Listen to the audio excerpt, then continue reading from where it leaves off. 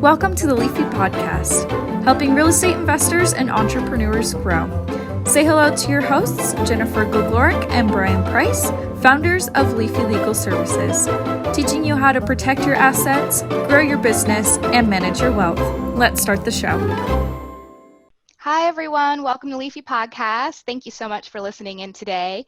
Today, I've got our host, Jennifer Goglorick. She is the COO of Leafy Legal Services, and I'll go ahead and pass on to her so that she can get us started. We have another awesome guest today. So, Jennifer, how you doing today? Oh, I'm doing great, and I'm excited to be with all of our Leafy podcasters. Today, we have someone who's a little bit different, but we all need this. We speak to our other real estate investors and then entrepreneurs, and we all have our side hustles. So today, we're going to talk to the founder and CEO of Social Dynamic Selling System. He's also the host of the Sales Conversion podcast. So about 2009, he had about he had exactly $673 in his pocket. And he managed to take that, create his own system, and then do around $100 million worth of sales in about 9 years. So we're going to find out how he did that, find out about the way that he sells, what is social dynamic selling, how can it help us, and all these other wonderful goodies. So let us welcome Rylee Meek to the show. Welcome, Rylee. Hey, happy to be here. This is going to be fun. I know. It's always fun. It's always fun. So tell me a little bit about this. So there you are sitting, you're rocking $673 in your pocket. I mean, you're sitting high on the hog as it is, right? Right. And so then how did you take that and manage to convert it? Like, what was your aha moment at that time?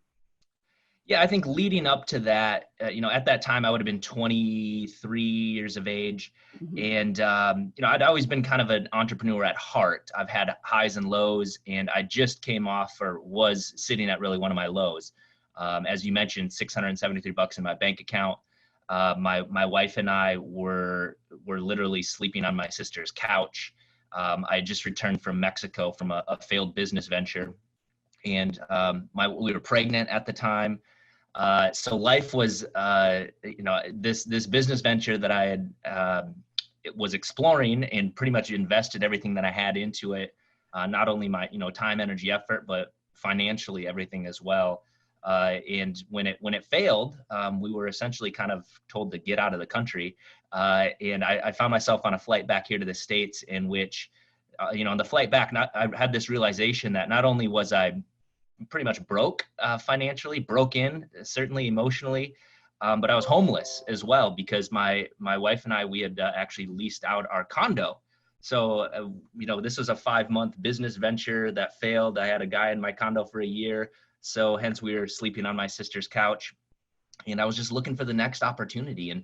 And I've always believed and truly believe that there's never really failure. There's only feedback, and what you do with that information is really what makes you the man or the woman that you were called to be.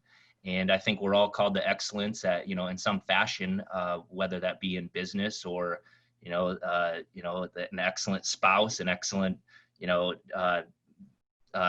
homemaker, an excellent stay-at-home dad, whatever it is, whatever we're doing, we need to be doing it with excellence. And so I was just looking for the next opportunity, and I didn't really like the idea of going to get a quote unquote job, just because I really only had one in my entire life. And I thought I provided more value than what somebody could put on an hourly rate for me.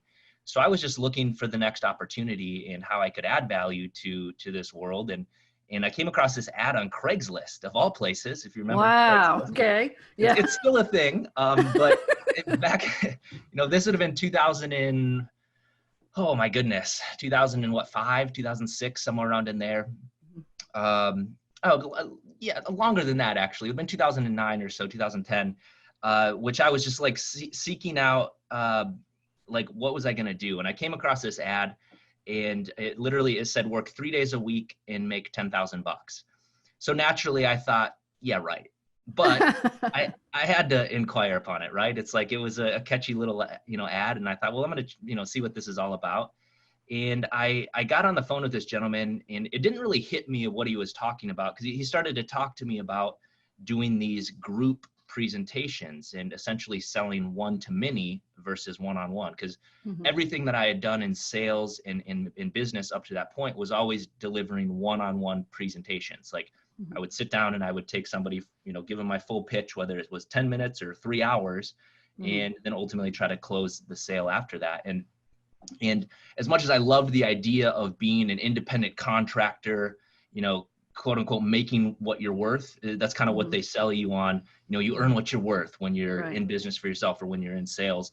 I never really bought into that though, because having lived it, I realized that there was always a cap on my income. As much as they say that your income ability is unlimited, my cap wasn't really on my earning ability, but it was amount of time in a day. Like I could only do a certain amount of presentations a day.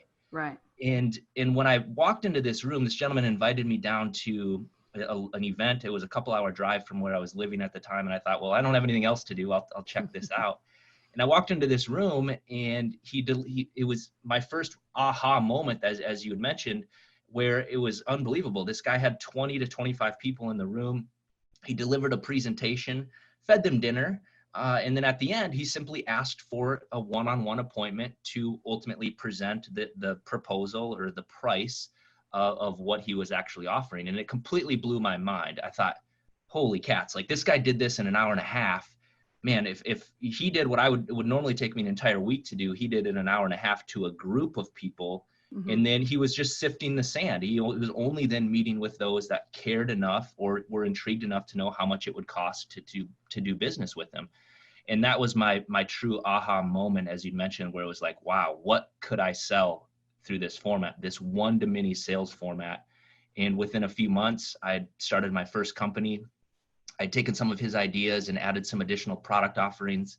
And this would have been July then of 2011, actually. So my first 6 months, I started my first company. And as you mentioned, I had $673 in my bank account, and I had a credit card.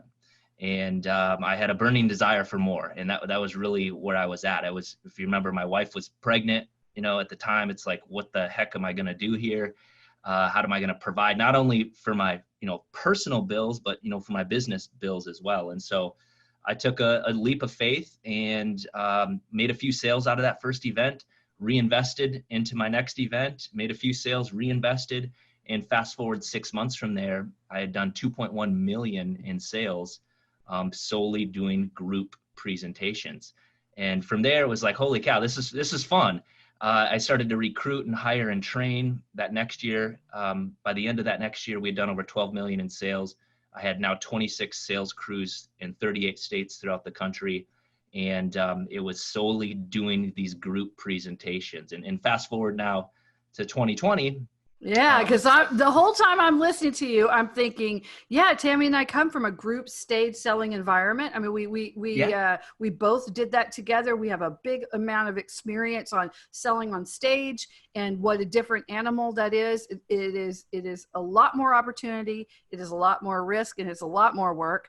But we love it. We love it. But then COVID. Well, now it's very difficult, like even the people in the event spaces that we worked with, that would do it. They're either laid off or fired. They don't know when they'll bring back the sales teams to hotels. So how are you pivoting now that because there's just so many things you can do with Zoom.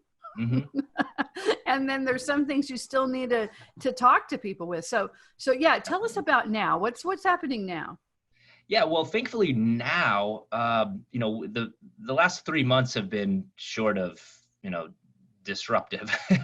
But March 13th, Friday the 13th, when we started to get word that, restaurants were going to be closing down.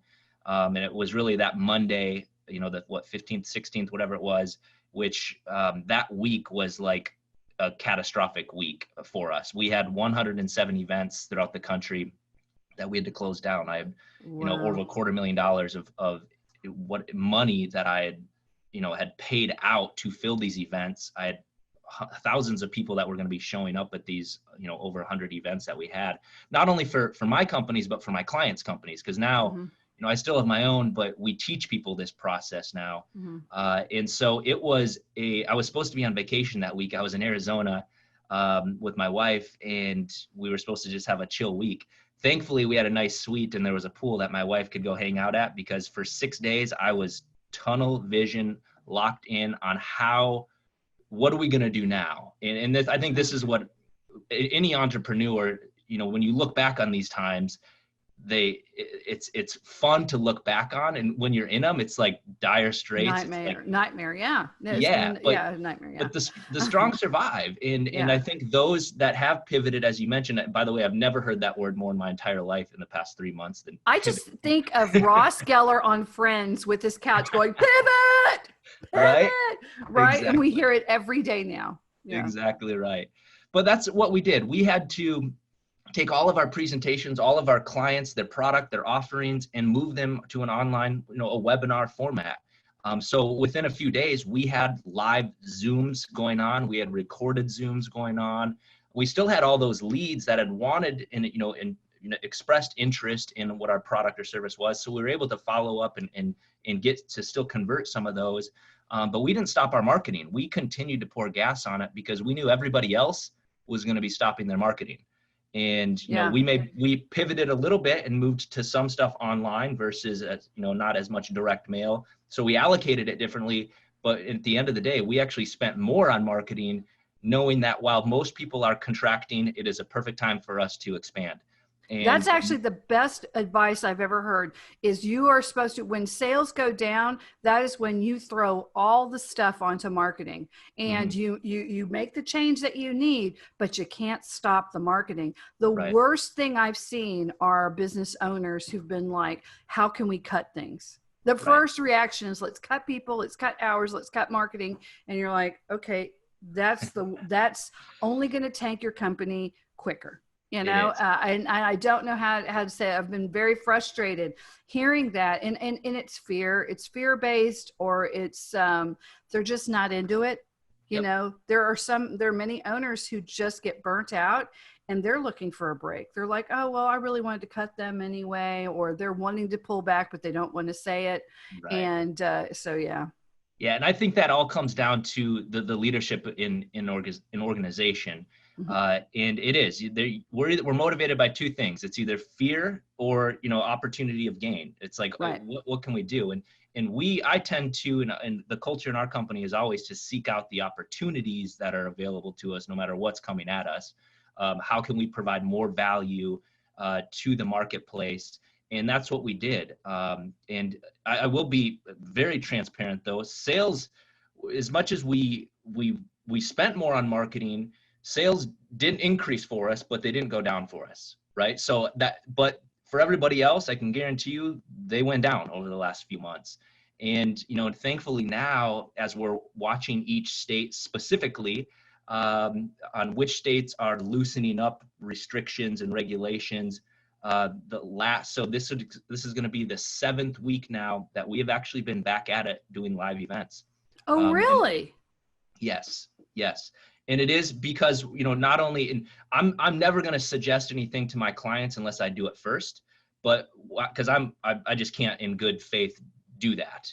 They're going to spend their marketing dollars and they're investing in me. I'm going to make sure I'm at the helm leading what they're doing. And so I rolled the dice initially in the state of South Carolina, where we held the second week of May. We had events going. Now we had to keep them to 10 or less, but that's fine. We just held more events. It was, I had, rather than 3 events of 60 people, I had 5 events of, 50 people, 10. So we're able to do the same thing that we normally would. It just maybe takes a little bit more energy and effort.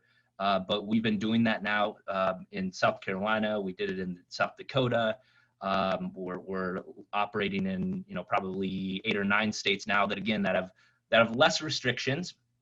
And not to get into the politics of it, but it pretty much is. We're trying to find the red states, the blue states, which ones are like allowing us to host events, which ones are not. But staying on the forefront of it, and we're constantly monitoring that, because now as a new wave of COVID is happening, like we're going to have to figure this out. Because they I received a thing. See, I live here in Galveston, Texas, and we have been open and we've kept our cases way down. And now, but unfortunately, Houston had protests, and you can see it because the number one case by over 150 people that have come back to our county are all 21 to 30 years old. Yeah. So all of them are going to these cities that have allowed all of this chaos, and they come back home and they're literally the people coming back home to kill grandma. I'm so mad about it because now we have to wear a mask everywhere. Now everybody's getting restricted because this one group of people decided that the rules didn't apply. And I'm mad about the mask. I find it very difficult to breathe. It's very hot, very humid here. I get lightheaded. I don't like it. So, I mean, I stay in most of the time, and just I'm not a really gad about her, but yeah, it's annoying, and I feel horrible for the businesses because there's gonna be more people like me that we're going out. We were trying to support our local businesses, and now people won't. Right. They're not as much. So yeah, I'm annoyed. Absolutely. Yeah, it is a nuisance, and as again, I don't want to get into the politics of it, but it's just like. Unfortunately, we got to play by some of their rules. We got to play the game, and we're just monitoring that from our standpoint, for our client standpoint. We're monitoring that to make sure we can capitalize on the best options that we have at our disposal. So right now, with what you're doing, you're helping people with these events. What industries do you work with and you say you have clients? So tell us a little bit about it. Are you just talking about your selling system, dynamic selling, or are there other things that you work with as well? Yeah. So everything that we've done is you often hear the phrase "those who can't teach," right? And we fly in the face of that every single day. And I think I've mentioned that, I'm never going to suggest something to my clients that I haven't proven and tested to be, good before I would make any suggestion. So over the last decade, I have taken 7 different companies and 7 different industries to reach 7 and even 8 figures within the very, very first year of each one. So that's how we've accumulated that over 100 million in sales over the last 9 years now. And those industries are really diverse. Everything from, home remodeling to, the solar industry, for example, window replacement, insulation, things along those lines, residentially, to investment clubs, both business and real estate investment clubs, medical, cosmetic surgeries, dental, travel, business opportunities. We even have airplane manufacturers, flight schools. That's pretty diverse. Yeah, it is very diverse. And so that's what we do from a dinner seminar standpoint. But learning this process and learning marketing and understanding why people make buying decisions, we've learned a ton, and I've been able to obtain my master practitioner license in neuro-linguistic programming, NLP, which is really how to be able to speak to the subconscious. It's really the modeling of excellence, but being able to speak to the subconscious to help people make a decision. Whether that's a decision yes or no is completely fine, but at the core of it, most people are procrastinators in general, right? And they need a reason to make a decision. Whether that's yes or no, that's fine, but there's nothing more annoying, and you would probably agree, than somebody that says, well, let me think about it. It's like, what do you got to think about? There's nothing, it's either makes sense or it doesn't, If it's like, let's get to the core of what the actual, reasoning is. What I don't like is that people go, I know that I'm at risk. I know that this is important. And I know I have to do it, but let me think about it. And I just, from a standpoint of seeing so many people get sued back into the Stone Age and lose it all, or they were poised to get what they really wanted, and then one little suit that they could have easily just deflected, by having the right structure in place, waylays them. I mean, that literally their 3-year plan is now going to be their 10-year plan because they just procrastinated, and you're like, golly, Right. And so so NLP, is that where you teach people about auditory or kinesthetic types of? Yeah, that's definitely an aspect to it where everybody learns differently. And as to just glean kind of off what you had said there, some people are auditory listeners. Some people are kinesthetic listeners. Some are visual listeners or learners, let's call it. So when I'm speaking to a group of people, I maybe want to use, of all the words that we say, only about 7% of them receiving and understanding and learning, only about 7% of it actually comes from the words that we use. The other would be the actual physiology and how, our posture and how we're expressing that. And then the other 35% is going to be the actual tonality, the voice inflections that I use. I can say this sentence here, I didn't say he beat his dog, right? I can say that I didn't say he beat his dog. There's 7 words there, and I can make you understand that 7 different ways. I could say, I didn't say he beat his dog. I didn't say he beat his dog. I didn't say, and you can see how where I put the inflection is, and this is why texting gets so messed crazy. up. Yeah. You ever have a fight text with your spouse? It's like, well, I didn't say that. She's like, it's right here. I'm like, babe, you didn't read that the way I texted, right?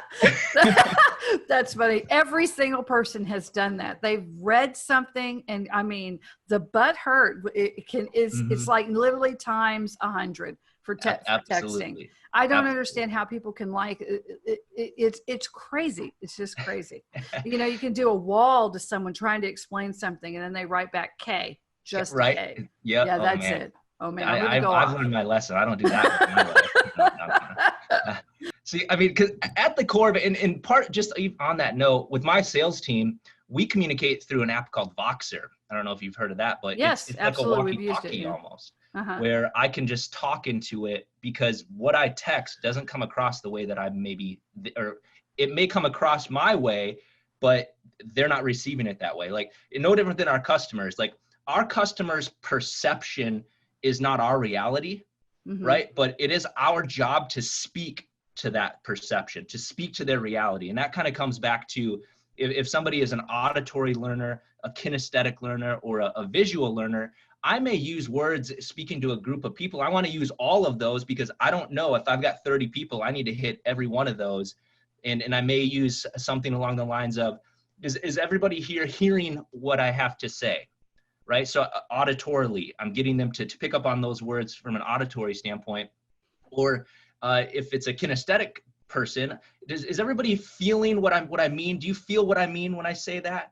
Or if it's visual, do you see what I'm saying when I say that? So I'm using those type of words to speak to a group of people. Now, one-on-one, you might be able to identify the type of learner that person is. So you can just hone in on that, right? And be able to speak the language. For whatever reason, then at the end of that appointment, they just like you. You're just a good person, and they like you because you're on the same wavelength. But speaking to a group of people is different. You need to hit every component of that to get the masses to follow you down the path that you're trying to take them on. That emotional journey to make that buying decision. Yeah, and it's amazing how what you're referencing right now and what you're talking about, learning that skill isn't just for selling. It's for relationships. It's for working with other people, working with clients. It's just as valuable if you're a real estate investor trying to work with construction people to get over, let's say you're a flipper and you want to be able to get out your vision for this kitchen. Right? You need to be able to connect with people and communicate with them. And sometimes just drawing it out won't even do it. You have to be able to explain yourself. I've had conversations with people where I've walked away and I thought that was the most frustrating tooth pulling experience of my life. And I know that they felt the same way. And there are conversations where I've agreed with people and I know that they've agreed with me, but somehow we walk away from that conversation thinking we had no understanding whatsoever and I don't like them. Absolutely. And this is what that stems from. So Absolutely. If there's one thing that any recommendation that I would give, no matter what business that you're in, first off, no matter what business you're in, and I ask this questions whenever we start our trainings, typically it's like, what business are you in? And we'll get, I'm in real estate, I'm in I'm a stay-at-home dad. I'm a accountant. I'm an IT guy. No, you're not. You are in sales no matter what business you think that you are actually in. You are in sales. If you're a secretary, you are in sales, because at some point, and because sales at the root of it, the Norwegian root of sales is selje, which means to serve, right? And we are all here to be able to serve others. Now, the unfortunate thing is just Western society has kind of created sales as kind of a negative, thing. Right. It's just like, oh, you're a sales guy. It's Right. like, no, we are all in sales. I have mentioned this a couple of times, I think, about my wife, but I'm selling my wife every day on why she shouldn't leave me, right? Like, if I'm not doing my job. I'm constantly trying to serve her and, make her my queen to want to, get jiggy with it tonight or whatever it is, It's just like, that's what we're, that's all right. I say that, right? I don't know your audience here, but I hope they can. It's hilarious because it's like so 1980s, right? Like I think it's like now it's like to Netflix and chill, and I'm probably behind the times on that too. But get jiggy with it. That is a blast from the past. So yeah. No. Yeah. No. That's it. Oh, So, that's funny. But that is, and it all comes down to how to communicate effectively. Mm-hmm. And that's what sales is about, because the sales of old, it's not that car salesman, the Tin Men, the do the Ben Franklin close. That stuff does not work. If you're still doing it, stop it. Like, it doesn't work anymore. Buyers are educated way more than they ever used to be, and they pick up on those tactics. They're right now in order to sell effectively, to serve effectively, it's the art of communication. And if you can just create that environment where they know, like, and trust you, they're going to just want to do business with you. If you can speak their language and actively listen and not be thinking, what I mean by actively listening is not, because so many people are usually trying to think of, what am I going to say next? And they're never really absorbing what the other person is saying. And you know it when people do that. Absolutely. Isn't it frustrating? Yes. When I'm speaking with someone and I realize that as I'm talking to them, they're thinking of what they're going to say next. They're not listening to me at all. They're just thinking of what they can say next, because what they have to say is so much more important. And I just get quiet and go and just stare at them. Just mm-hmm. talk at me, because that's the purpose of this, is for you to just talk at me.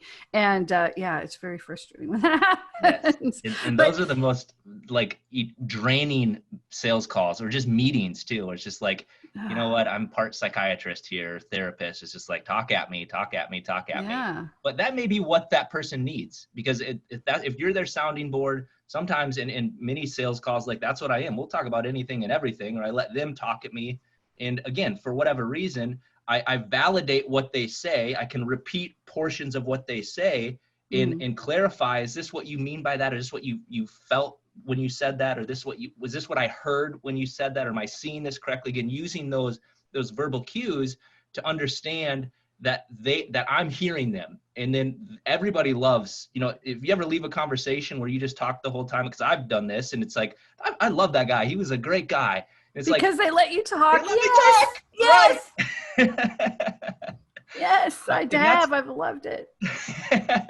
And that's really, part of the sales process, and just really how to communicate effectively and understanding what that person needs in that relationship right then and there, and just being that for them.